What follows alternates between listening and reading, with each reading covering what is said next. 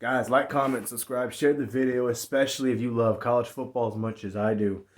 As a Michigan fan, honestly, I would say Penn State will be a nightmare when it comes to football because they were pretty darn good this past year. They're bringing back most of their whole team except the quarterback.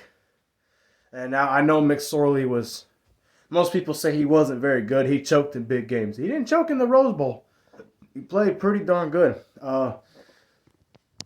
But obviously not a Bryce Young or a CJ Stroud or, any of the other elite quarterbacks. I'm not trying to down him or nothing, but let's just be honest. It is what it is. My point is, if Penn State's that good and they're going to get better, all they need is the right quarterback to carry that team.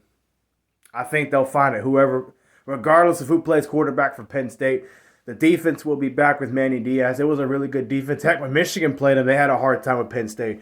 I know what the scoreboard said, and I know when Michigan pulled away, a lot like they did in the Ohio State game, but it was still a hard game.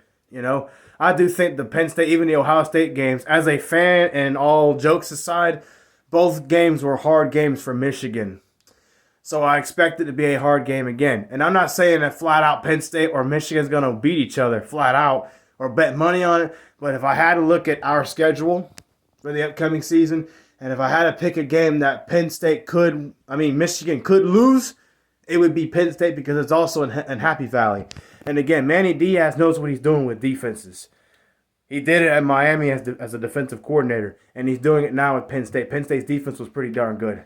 All right? They're athletic. They're very strong. They make big plays.